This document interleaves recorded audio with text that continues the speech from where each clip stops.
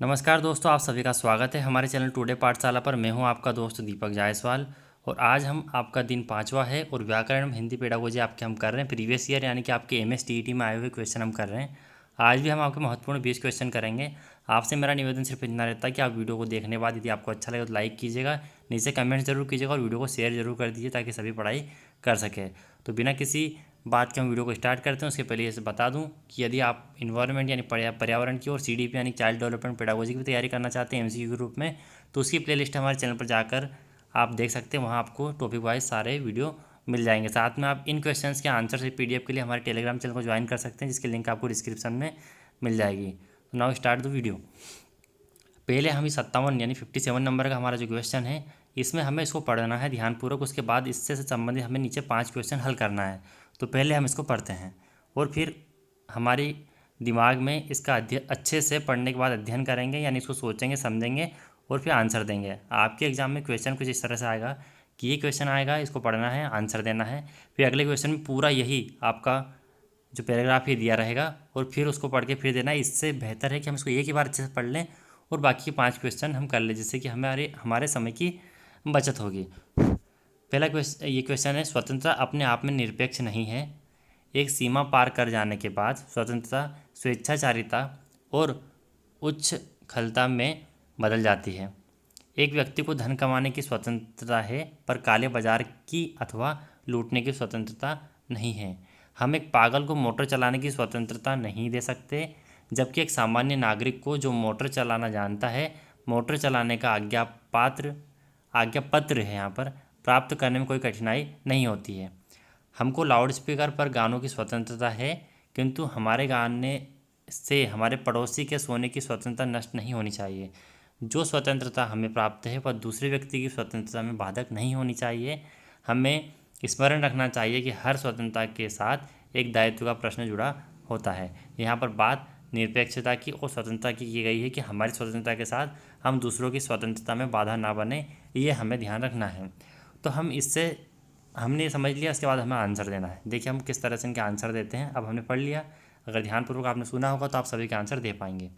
हम एक पागल को मोटर चलाने की स्वतंत्रता नहीं दे सकते हैं, इस कथन का आशय है। आपके पास ऑप्शन है, उसको वह स्वतंत्रता प्राप्त नहीं होती, वह निरपेक्ष नहीं होता, उसमें दायित्व बोध नहीं होता है और स्वतंत्रता का अधिकारी नहीं है। तो यहाँ पर आप बताएंगे कि यहाँ पर इसका सही आंसर क्या होगा। देखिए, वो स्वतंत्रता का अधिकारी है, उसको वह स्वतंत्रता प्राप्त नहीं होती, वह निरपेक्ष नहीं है। अब कहा है कि पागल है, तो वह पागल इंसान जो है उसमें क्या होता है, उसमें दायित्व का बोध नहीं होता, इसलिए उसको किसी की स्वतंत्रता का ध्यान नहीं होता है। तो यह 3rd नंबर का इसका जो आंसर हो बिल्कुल इसमें सटीक बैठता है। अगला हमारा क्वेश्चन है, प्रस्तुत गद्यांश का उचित शीर्षक क्या हो सकता है। अधिकार और कर्तव्य, गाने की स्वतंत्रता, स्वतंत्रता का स्मरण और स्वतंत्रता का अधिकार। तो यहाँ पर अधिकार और कर्तव्य, यहाँ पर यही बात हमने कही थी अभी कि यदि हम जानते हैं कि हमारी स्वतंत्रता क्या है, तो हमें इस बात का भी ध्यान रखना जरूरी है कि हमारी स्वतंत्रता को हम एक्सप्रेस करने के लिए किसी दूसरे व्यक्ति की स्वतंत्रता को बाधा में नहीं डाल सकते। जैसे कि लाउड स्पीकर, आपको गाना पसंद है, इसका मतलब यह नहीं कि आप इतने बड़े बड़े लाउड स्पीकर या फिर डीजे चला दें कि जैसे दूसरे को असुविधा हो। तो ये इसी को बोलते हैं अधिकार। आपका अधिकार क्या है और आपका कर्तव्य क्या है। तो यहाँ पर इसका शीर्षक जो है पहला, ये बिल्कुल सही रहेगा। अगला हमारा क्वेश्चन है, किन स्थितियों में हमें लाउडस्पीकर पर गाने की स्वतंत्रता है। जब हिंदी गीत में हो, जब हमारी आवाज़ सुरीली आवाज़ हो, जब हमारे गाने से किसी को तकलीफ़ ना हो, जब मोटर चलने का आज्ञा पत्र हो। तभी हमने पढ़ा कि हमारे गाने से किसी तकलीफ़ ना हो तो हमें लाउडस्पीकर पर गाने की आवश्यकता है। तो यहाँ पर आपका ऑप्शन नंबर 3 बिल्कुल सही हो जाएगा। अगला हमारा क्वेश्चन है, किन स्थितियों में स्वतंत्रता स्वेच्छाचारी और उच्छृंखलता में बदल जाती है। एक सीमा पार करने के बाद, आज्ञा पत्र प्राप्त करने के बाद, निरपेक्ष भाव कारण और बाधाओं के कारण। तो यहाँ पर एक सीमा पार करने के बाद, सबसे पहली वाली लाइन पर हमने पढ़ा था कि एक सीमा पार करने के बाद स्वतंत्रता स्वेच्छाचारी और उच्छृंखलता में बदल जाती है। यही 2nd नंबर की हमारी लाइन थी पहले पैराग्राफ की। तो यहाँ पर आपको एक अपठित गद्यांश की तरह है, जिसमें आपको आंसर देना है दो दो आंसर इसमें ऐसे थे जो हमें समझकर हमारी बुद्धि के अनुसार देना था, बाकी उसी में से हमें आंसर देना जो ऊपर है। अगला हमारा क्वेश्चन है, स्वतंत्रता के साथ कौन सा प्रश्न जुड़ा होता है? अधिकार, दायित्व, उच्छृंखलता और निरपेक्षता। तो यहाँ पर स्वतंत्रता के साथ दायित्व जुड़ा होता है, तो यहाँ पर ऑप्शन नंबर 2 बिल्कुल आपका सही हो जाएगा। चलिए अगला क्वेश्चन देखते हैं हम। दोस्तों वीडियो अच्छा लग रहा हो तो लाइक ज़रूर कर दीजिएगा और वीडियो को देखने के बाद शेयर भी कर दीजिएगा। निबंध उस गद्य रचना को कहते हैं जिसमें एक सीमित आकार के भीतर किसी विषय का वर्णन या प्रतिपादन एक विशेष निजीपन, स्वच्छंदता, सौष्ठव और सजीवता तथा आवश्यक संगति और संबद्धता के साथ किया गया हो। यह कथन किसके द्वारा लिखा गया है? उपयुक्त कथन जो कि यहाँ पर आपको ऊपर दिख रहा है, यह कथन किसके द्वारा दिया गया है ये आपको बताना है। आपका so option doctor Nagendra, Harivansh Rai Bachchan, Premchand और बाबू गुलाब राय। दोस्तों तो यहाँ पर आपका जो सही आंसर रहेगा वह रहेगा आपका बाबू गुलाब राय। ऊपर लिखित जो कथन है वह बाबू गुलाब राय के द्वारा दिया गया है। अगला हमारा क्वेश्चन है, डायरी के उड़ते पृष्ठ किसके द्वारा लिखित निबंध है? आपको बताना है निम्न में से किसके द्वारा डायरी के उड़ते पृष्ठ लिखा गया है।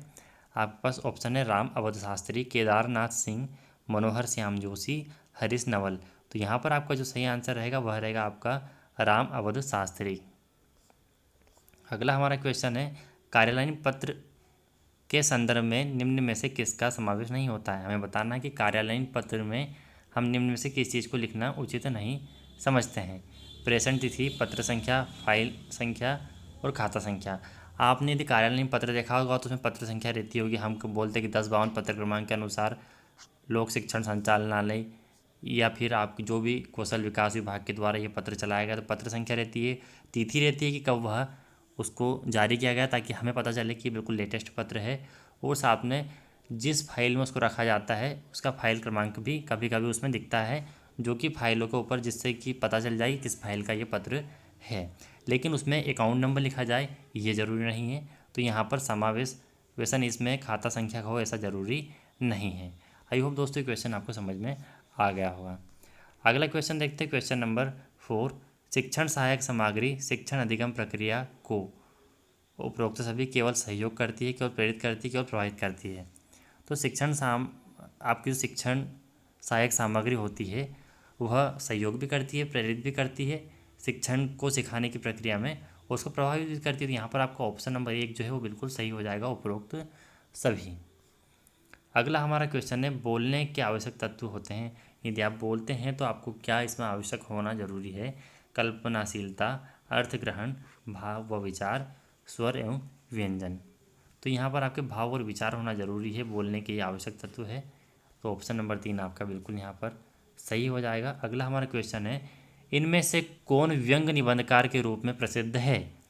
विद्यानिवास मिश्र, कन्हैयालाल मिश्र, हरिशंकर परसाई और माखनलाल चतुर्वेदी। तो यहाँ पर हरिशंकर परसाई जो है व्यंग निबंधकार के रूप में प्रसिद्ध है। तो ऑप्शन नंबर 3 आपका बिल्कुल यहाँ पर राइट हो जाएगा। अगला हमारा क्वेश्चन है, इनमें से कौन सा निबंध का प्रकार नहीं है? मनोविकार संबंधी निबंध, सौंदर्यवादी निबंध, साहित्यिक निबंध, ललित निबंध। तो दोस्तों सौंदर्यवादी निबंध जो है ये आपका निबंध का प्रकार नहीं है, बाकी सभी आपके निबंध के प्रकार है। अगला हमारा क्वेश्चन है, इनमें से कौन सा कहानी आंदोलन हिंदी में नहीं हुआ? अ कहानी, नई कहानी, राष्ट्रवादी कहानी, जनवादी कहानी। आपको बताना है कि कहानी आंदोलन हिंदी में नहीं हुआ वह कौन सा है। तो यहाँ पर आपका जो सही आंसर हो जाएगा वह रहेगा राष्ट्रवादी कहानी का आंदोलन हिंदी में नहीं हुआ। तो ऑप्शन नंबर 3 आपका यहाँ पर बिल्कुल सही हो जाएगा। अगला हमारा क्वेश्चन है, खड़ी बोली किस वर्ग यानी उपभाषा की बोली है? पश्चिमी हिंदी, राजस्थानी, पहाड़ी, पूर्व हिंदी। तो खड़ी बोली जो है पश्चिमी हिंदी का भाग है। तो आपका ऑप्शन नंबर 1 बिल्कुल यहाँ पर सही हो जाएगा। अगला आपका क्वेश्चन है, बाहुबली किसकी कहानी है? जैनेन्द्र, मन्नू भंडारी, सुदर्शन, चतुर्सेन शास्त्री। ये मूवी वाली बाहुबली नहीं है, ठीक है। तो आप उससे संबंधित इसमें ऑप्शन ढूंढने की कोशिश ना करें। तो यहाँ पर जैनेन्द्र जो है वह ऑप्शन नंबर 1 आपका बिल्कुल सही हो जाएगा। अगला हमारा क्वेश्चन है, भिन्न भिन्न भाषिक पृष्ठभूमियों से संबद्ध होने के कारण बच्चों के शब्दों एवं उच्चारण में क्या होता है? अलग अलग पृष्ठभूमि के लोगों में बोलने के लहजे में परिवर्तन होता है। जैसे कि आपने बिहारियों को देखा होगा, या फिर हम मालवा क्षेत्र में देखते हैं तो कोई 50-50 या 10-10 किलोमीटर की दूरी पर रहने वाले लोगों की भाषा में भी थोड़ा सा बदलाव हो जाता है, वो मिक्स करके किसी न किसी प्रकार की भाषा बोलते हैं। तो संकीर्णता पाई जाती है, समानता होती है, स्पष्टता होती है, विविधता पाई जाती है।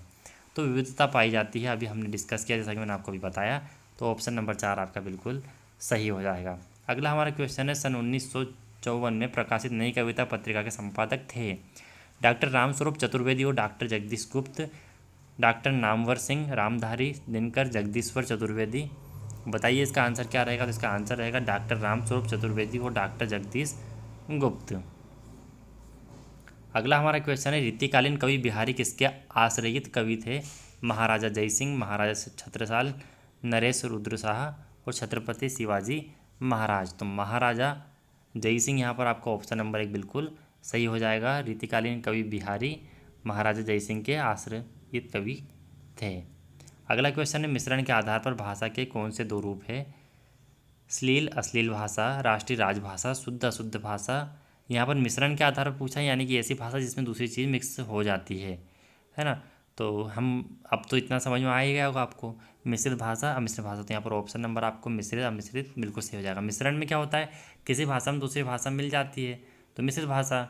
अमिश्रित भाषा यानी कि वह उसके बिल्कुल ओरिजिनल फॉर्म में होती है, उसमें कोई चीज़ नहीं मिलती है ना। तो इस तरह से भाषा को शुद्ध और अशुद्ध के आधार पर हम कैसे बांट सकते हैं? तो 2 भाषा, राष्ट्रीय राजभाषा। तो इस तरह से अलग अलग तरह से यहाँ पर भाषाओं को के रूप है ना। तो यहाँ पर आपका मिश्रण के आधार पर मिश्रित भाषा और अमिश्रित भाषा दोनों ही तरीके से हम इसको डिवाइड कर सकते हैं, दोनों ही वर्गों में रख सकते हैं। तो ऑप्शन नंबर 4 आपका बिल्कुल सही हो जाएगा। पाठ्य पुस्तकें सहायक होती है केवल पाठ्यक्रम को व्यवस्थित क्रम से चलाने में, केवल शिक्षा के प्रति रुचि उत्पन्न करने में, केवल स्वाध्ययन में। तो किस चीज़ में रहती है? ये सभी चीज़ों में सहायक होती है। तो ऑप्शन नंबर 1 बिल्कुल आपका इसमें सही हो जाएगा। दोस्तों, तो ये था आज का आपका वीडियो। इसकी PDF के लिए आप टेलीग्राम चैनल को ज्वाइन कर सकते हैं, या फिर आप टेलीग्राम में पर डायरेक्ट टुडे पाठशाला सर्च करेंगे तो आपको टेलीग्राम चैनल मिल जाएगा, जिसपे 300 लोग समथिंग आपकी तैयारी करने वाले हैं, जिनको PDF की आवश्यकता होती है और बाद में उनको देखते हैं। तो आप उनसे पढ़ाई कर सकते हैं। साथ में वीडियो को शेयर ज़रूर कीजिएगा, जिससे कि आपके भाई बहन दोस्त सभी अच्छे से तैयारी कर पाएँ और घर रहें और सुरक्षित रहें। और आप सभी जानते हैं कि एक बार आप डिटेल में पढ़ लें, उसके बाद आपके लिए MCQ यानी प्रीवियस ईयर के क्वेश्चन कितने इंपॉर्टेंट होते हैं, इसे आप सभी अच्छे से परिचित हैं। और आप सभी को बता दूं, यह सब हमारे क्वेश्चन है जो हमने प्रोफेशनल एग्जामिनेशन बोर्ड में जो पूछे गए थे, उन्हीं के सारे क्वेश्चन मैं लेकर आ रहा हूँ। आप प्रोफेशनल एग्जामिनेशन बोर्ड के प्रीवियस ईयर के क्वेश्चन देख सकते हैं। आज की वीडियो के लिए इतना ही दोस्तों, मिलते हैं अगले वीडियो में, तब तक के लिए टाटा बाय बाय।